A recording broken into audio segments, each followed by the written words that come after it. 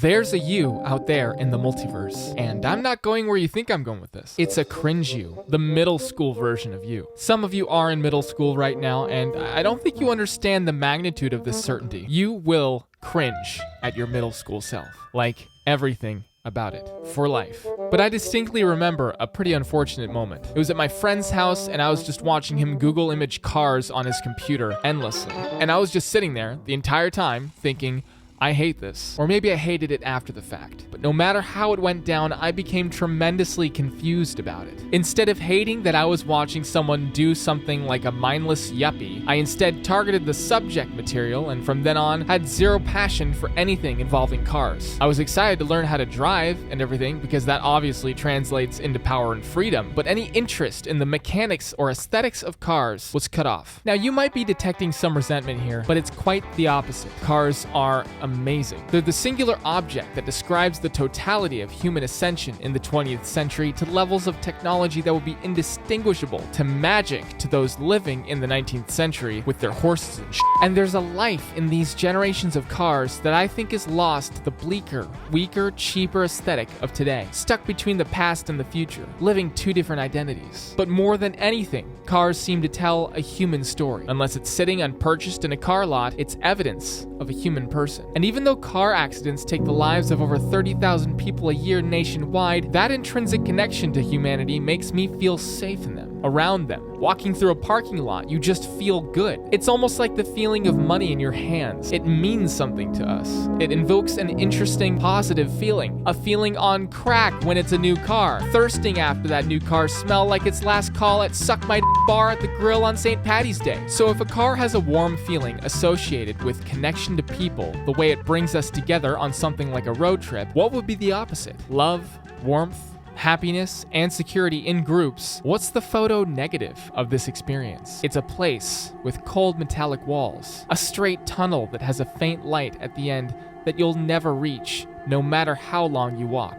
Blank, hollow shapes with solid colors with so much depth it feels like you're gazing into infinity, but you're really gazing into the spatial dimension as an emergent property to the feeling of solitude. Some say that fiction isn't actually fake. It's just us making connections with worlds that actually exist, leaving all exploration with human imagination as evidence of a connection to a spectrum of all possible states of reality. But human minds aren't just capable of being able to create stories with Earth-like worlds and human-like characters. The realities imprinted in word or art of base feelings when emotion meets our intellect can create signature visual aesthetics in our heads that represent the places that our minds and hearts reach in moments of our lives. And that's part of the genius of Minecraft. We always talk about Minecraft in terms of nostalgia, but few have I ever heard mention one of the base primal reasons for its intrigue and attractiveness, not just to everyone, but to introverts in particular. It's a world of infinite size, extremely quiet,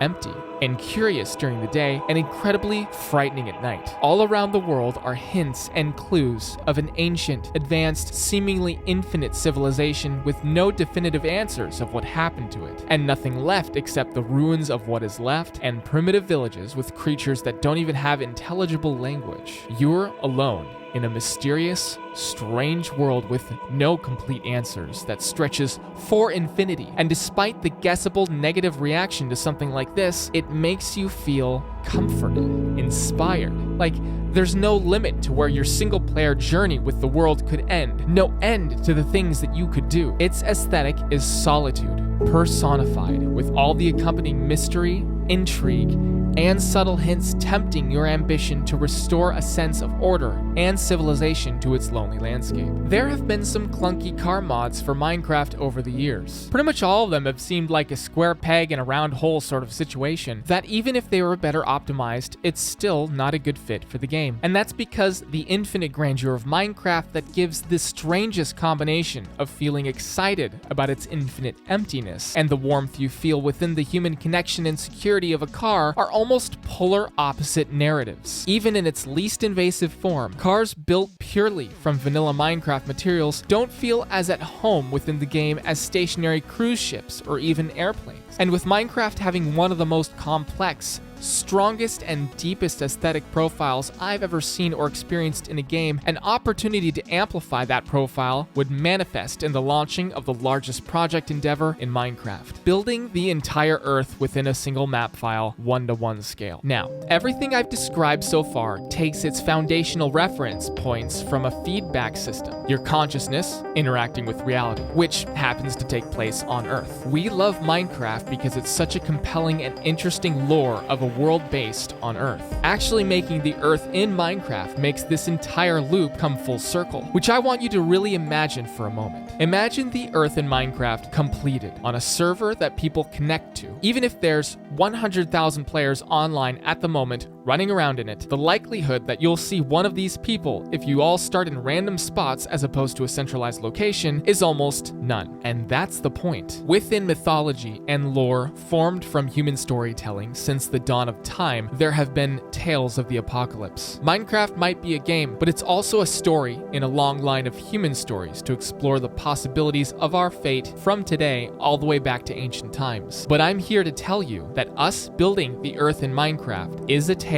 of the apocalypse. And instead of a blaringly obvious apocalypse in which the Earth is in an extreme state of destruction and disarray, it tells a more ominous story with a creeping horror way more sinister than outright chaos and collapse. Every building is there. Every street lamp, every chair, and every park in pristine condition. Immaculate perfection, even more ordered than the Earth itself, since everything is aesthetically represented with angles and straight lines, with it being in Minecraft. But there's no one, no life anywhere. You're walking, there's no one. You take a left at the intersection, there's no one. You walk the city for miles, there's still no one. Humanity's civilizational progress up until this present moment in time is perfectly accounted for, but no one is home.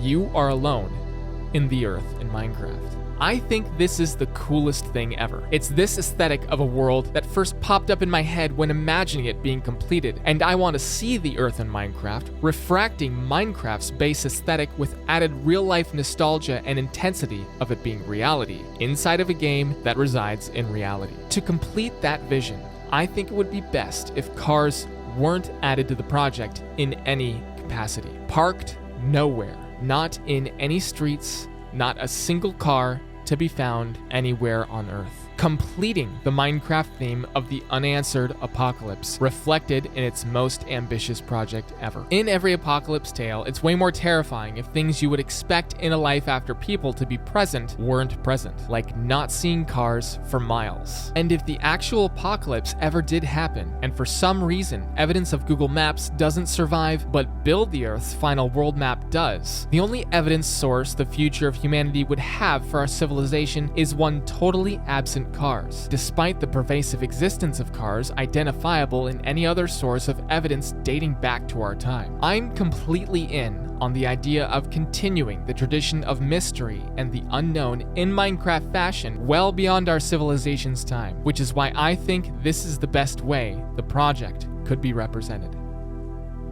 But inevitably, if you plan to join the Discord for the project, there are going to be people who will tell you that we are allowed to build cars, that Pippen is full of shit, and the spawn of Satan. F me. They'll build cars whenever and however they want. Yes, I understand that you disagree with me, and that's okay. I can't stop you from building cars in our project. All I can do is express my own opinion and vision for the project. And if people agree with me, that's great. And if people disagree with me, that's great too. To my knowledge, most cities don't have any cars, but there are some that do, like New York. And additionally, we've got the entire Earth to build. It's an insane task with an infinite workload amount. At the end of the day, I'm just trying to save you some time. You don't have to build the cars. Don't worry about it. Whether we put them there or not, this undertaking already surpasses most gaming endeavors in history to date, and I'm proud of it, no matter what becomes of the existence of cars within it. Thanks for watching, and I'll see you in the next one. Hold on, let me try this. Oh my god, I've never done this. Oh dear, oh god. Oh, look at these cars. These cars look fantastic. Oh, hey, there's a nice one. Oh god, this like completes the cringe. Oh, it's a great one. Must be used. Oh shit, is that what the cars in the future are gonna look like? It looks awful, honestly. Place a block there. That would be the front of the car, right? That doesn't really work. This sharp angle doesn't exactly convert into this fucking shape. And like, even if I tried to make this more subtle like this, like how can this be a car? It looks so silly. Cars are just impractical in this game. Even the ones that are like super good are like weird.